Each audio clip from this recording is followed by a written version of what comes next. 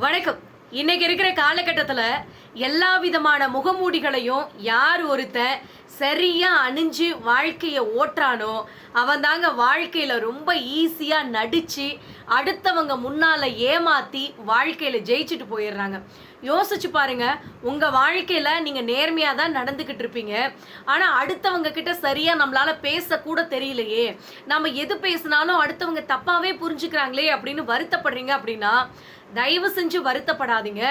நீங்க உங்க வாழ்க்கையில கரெக்டா தான் இருக்கிறீங்க. அடுத்தவங்களுக்கு தகுந்த மாதிரி உங்களால நடிச்சு பேச தெரியல அப்படிங்கிறது தான் உண்மை. ஞாபகம் வச்சுக்கோங்க. இங்க தேவையில்லாத ஒரு விஷயத்த தேவையா நினைக்கிறதுனால தான் சில சமயத்துல தேவையானது கூட தேவையில்லாம போயிடுதுங்க. இது மனுஷங்களா இருந்தாலும் சரி, இல்ல எந்த பொருளா இருந்தாலும் சரி, எல்லாரோட வாழ்க்கையிலுமே இதுதான் நிதர்சனமான உண்மை. தேவையில்லாத ஒரு விஷயத்த மூட்டை கட்டி வச்சுக்கிட்டு அதை ஒரு பெரிய பிரச்சனையா மனசுக்குள்ள போட்டு நீங்க குழப்பிக்கிட்டு இருக்கீங்கன்னு வச்சுக்கோங்களேன். கடைசியில தேவையான விஷயம் உங்களை விட்டு போயிடும் அப்படிங்கிறத தயவு செஞ்சு ஞாபகம் வச்சுக்கோங்க. வாழ்க்கை அப்படிங்கிறது ஒரே ஒரு தடவை தாங்க. நீங்க ஒரு தடவை நம்ம வாழ்ந்துட்டு வந்துட்டு மறுபடியும் போய் அதை அழிச்சிடவும் முடியாது. டெஸ்ட் பண்ணி பார்க்கறதுக்கு இது ஒன்றும் எக்ஸாம்லாம் கிடையாது. முன்னாடி ஒரு ரிவிஷன் பண்ணிட்டு அதுக்கப்புறம் நீங்க போய் எழுதுறதுக்கு. வாழ்க்கை அப்படிங்கிறது ஒரே டைம் அட்டம்ப்ட் தாங்க. முன்னாலேயே நீங்க வேணா பிளான் பண்ணி வச்சுக்கலாம். ஆனா எழுதிட்டீங்க அப்படின்னா அதை எப்படி அழிக்க முடியாதோ அதே மாதிரி தான் உங்கள் வாழ்க்கையில் இந்த நிமிஷம் போயிடுச்சு அப்படின்னா அதை அழிக்கவே முடியாது. இருக்கிற நேரத்தை சந்தோஷமாக வாழ்ந்து அனுபவிக்கிறதுக்கு கற்றுக்கோங்க. நீங்கள் ஒரு நாளும் யாருக்கும் துன்பம் தராமல் இருங்க. உங்களுக்கு வரக்கூடிய பிரச்சனைகள், துன்பங்கள் இது எல்லாமே யாரோ ஒருத்தரால் கண்டிப்பாக ரொம்ப சீக்கிரத்தில் தீர்த்து வைக்கப்படும் அப்படிங்கிறது தான் உண்மை. யோசிச்சுக்கோங்க. நீங்க அடுத்தவங்களுக்கு என்ன செய்யறீங்களோ அதுதான் உங்களுக்கு பல மடங்கா திரும்ப வரும். அப்படிங்கிற பட்சத்துல நீங்க அடுத்தவங்களுக்கு கெட்டது பண்ணாத இருந்தீங்க அப்படின்னா கண்டிப்பா சொல்றேங்க, உங்களுக்கு வரக்கூடிய கெடுதல் யாரோ ஒருத்தரால கண்டிப்பா ஏதாவது ஒரு சிச்சுவேஷன்ல அது அப்படியே தவிர்க்கப்படும். அப்படி இல்லைன்னா உங்களை காப்பாத்துறதுக்கு யாராவது ஒருத்தர் கண்டிப்பா வருவாங்க. நேசிப்பினுடைய உச்சம் என்னன்னு கேட்டீங்கன்னா, ஒருத்தவங்க மேல நாம அளவுக்கு அதிகமான அன்பு வச்சிருக்கோம், பாசம் வச்சிருக்கோம் அப்படின்னா அந்த அன்பையும் பாசத்தையும் எக்ஸ்போஸ் பண்ற விதம் என்னன்னு கேட்டீங்கன்னா அப்பப்போ விட்டு கொடுக்கறது தாங்க. ஆனா வெறுப்பினுடைய உச்சம் என்னன்னு கேட்டீங்கன்னா, எப்படி போனா நமக்கு என்ன அப்படின்னு சொல்லி விட்டுட்டு போறது தான் வெறுப்பினுடைய உச்சம். ஒருத்தர் உங்களை நீ எப்படி போனா என்ன அப்படின்னு விட்டுட்டு போயிட்டாங்கன்னு வச்சுக்கோங்களேன், தயவு செஞ்சு திருந்தி தொலைங்க. மறுபடியும் அவங்க பின்னால போய் சாவாதீங்க. விட்டுட்டு போயிட்டாங்க அப்படின்னா எதுக்கு அவங்க பின்னால் போகணும்? யோசிச்சு பாருங்க. நிறைய பேர் பார்த்துருக்கேன். விட்டுட்டு போயிட்டாங்க அப்படின்னா ஆஹா ஓஹோ என் வாழ்க்கையே முடிஞ்சு போச்சு, இதயமே நொறுங்கி போச்சு, அவ்வளோதான் அப்படி இப்படிங்கிறீங்க. யோசிச்சு பாருங்க.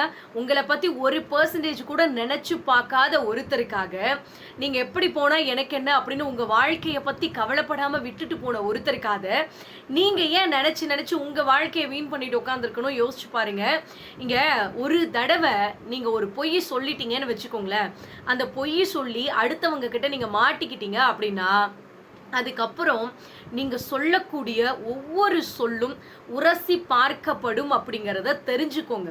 ஒரு தடவை தெரியாம பொய் சொல்லி மாட்டிக்கிட்டீங்க அப்படின்னா மறுபடியும் எல்லா விதத்திலையும் உங்களை செக் பண்ணிக்கிட்டே இருப்பாங்க. நீ பொய் தான் சொல்றியா இல்லை உண்மை சொல்றியா அப்படின்னு உங்களை ஆராய்ச்சி பண்ணிக்கிட்டே இருப்பாங்க உங்களை கூட இருக்கிறவங்க. முடிஞ்ச வரைக்கும் எல்லா ஒரு சூழ்நிலையிலையுமே உண்மையை பேச பழகிக்கோங்க. ஏன்னா உண்மை அப்படிங்கிறது ஒரு தடவை தான் அடிக்கும், சலார்னு கூப்பிட்டு அடிச்சு விட்டு போயிட்டே இருக்கும். ஆனா பொய் இருக்கு பாத்தீங்களா, நேரம் கிடைக்கிறப்பெல்லாம் உங்களை கூப்பிட்டு வச்சு செஞ்சுக்கிட்டே இருக்கும். அதனால முடிஞ்ச வரைக்கும் உண்மையை சொல்லி பழகுங்க. கொஞ்சம் கஷ்டமா தான் இருக்கும், பிரச்சனை வந்தாலும் பரவாயில்ல, உண்மையை பேசுங்க. அதுதான் உங்களை என்னைக்குமே காப்பாத்தி விடும். இங்க பொழைக்க தெரியாதவன் அப்படிங்கிற ஒரு பட்டம் இருக்குது பாத்தீங்களா, அந்த பட்டத்தை நேர்மையாவும் உண்மையாவும் இருக்கிறவங்க தான் ரொம்ப சீக்கிரத்துல தட்டிக்கிட்டு போயிடுறாங்க. இதே பாருங்க, அடுத்தவங்களுக்கு சொம்பு தூக்கி காக்கா பிடிச்சி வாழ்க்கையில ஜெயிக்கிறவன் இருக்கான் பாத்தீங்களா, அவங்கள பார்த்து இந்த உலகம் என்ன தெரியுமா சொல்லும்? பொழைக்க தெரிஞ்ச மனுஷன்பா அப்படின்னு சொல்லுவாங்க. இட்ஸ் ஓகே, அதை பற்றிலாம் கவலைப்படாதீங்க. அடுத்தவங்க 1000 விஷயம் பேசிட்டு போகட்டும். இது உங்கள் வாழ்க்கை, உங்களுக்கு பிடிச்ச மாதிரி வாழ்ந்து காட்டுங்க. இங்கே எதிர்ப்புகளும் ஏமாற்றங்களும் ஒட்டிக்கிட்டே பிறந்த ரெட்டை குழந்தைகள் மாதிரிங்க. பல சமயத்தில் ஒன்றாவே தொடர்ந்து வந்துக்கிட்டே இருக்கும். ஒன்று வந்துச்சு அப்படின்னா எதிர்ப்பும் வரும், ஏமாற்றங்களும் வரும். எதிர்பார்ப்புகளையும் ஏமாற்றங்களையும் வாழ்க்கையில் குறைச்சிக்கிட்டீங்க அப்படின்னாவே இங்கே பிரச்சனையே கிடையாதுங்க. வந்து என்னன்னா உங்களுக்கு எதிர்பார்ப்புகள் ஒரு இடத்துல வருது அப்படின்னா பின்னாலேயே ஏமாற்றமும் வரும் அப்படிங்கிறத ஞாபகம் வச்சுக்கோங்க. முடிஞ்ச வரைக்கும் அடுத்தவங்க கிட்ட உங்களுடைய எதிர்பார்ப்புகளை குறைச்சி வாழ்ந்தீங்க அப்படின்னாவே நிம்மதியா இருக்குங்க உங்களோட வாழ்க்கை. நீங்க எளிமையா இருக்கிறதுல உங்களுக்கு ஒன்றும் பெருசா அவமானம்லாம் கிடையாது. நான் சிம்பிளா இருக்கிறேன், அடுத்தவங்க முன்னால கம்பேர் பண்றப்போ நான்லாம் ஒண்ணுமே இல்லையே, என்னடா இது வாழ்க்கை, எல்லாரும் எப்படி இருக்காங்க, பந்தாவா இருக்காங்க, வாழ்க்கையை சூப்பரா ஓட்டிட்டு போறாங்க, ஆனா நான் மட்டும் ரொம்ப எளிமையாவே இருக்கிறேனே, இது நினைச்சு எனக்கு ரொம்ப கேவலமா இருக்கு, ரொம்ப அவமானமா இருக்கு அப்படின்னு மனசுல நினைச்சிங்க அப்படின்னா இன்னையோட நீங்க அந்த நினைப்பை தூக்கி குப்பை தொட்டியில போடுங்க. என்னைக்குமே எளிமையா இருக்கிறது அவமானம் கிடையாதுங்க.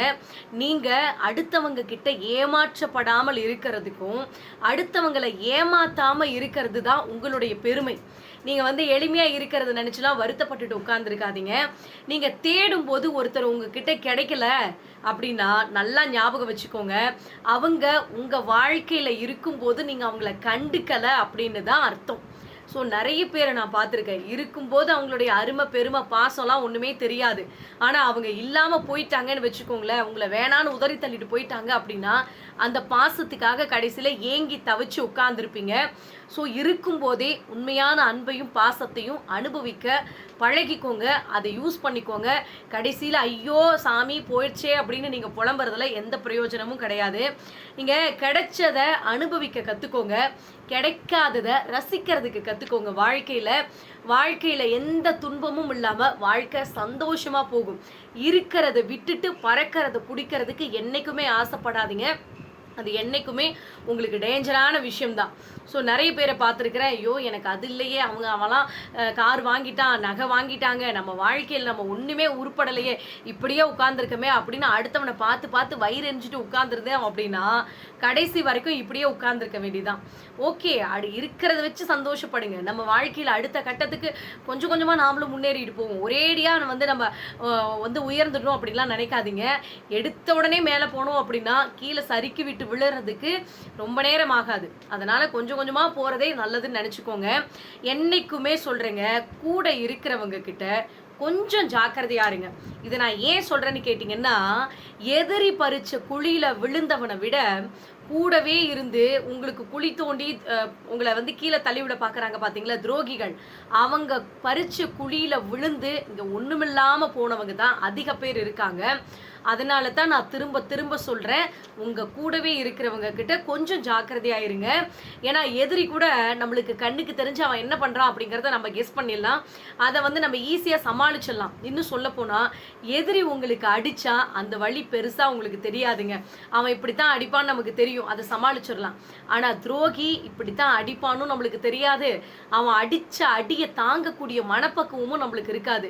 அவன் அடிப்பான் அப்படின்னு நீங்கள் மனசில் கூட நினச்சி பார்த்துருக்க மாட்டீங்க. இப்படியெல்லாம் பண்ணிட்டு போவாங்க அப்படின்னு 1% கூட எதிர்பார்த்திருக்க மாட்டீங்க. ஆனா உங்களுக்கு துரோகம் பண்ணிட்டு போறப்போ உங்க வாழ்க்கை ஐயோ எல்லாமே முடிஞ்சு போச்சு அப்படின்னு நினைப்பீங்க. ஸோ தயவு செஞ்சு சொல்றேன், எல்லார்கிட்டையும் அன்பா பாசமா அரவணைப்பா இருக்கிறது தப்பு கிடையாது. அதே டைம்ல அளவோட இருங்க, அதுதான் உங்களோட வாழ்க்கைக்கு நல்லதுங்க. இந்த வீடியோ பதிவு உங்களுக்கு பயனுள்ளதா இருக்கு அப்படின்னா மறக்காம கமெண்ட் பண்ணுங்க. நன்றி, வணக்கம்.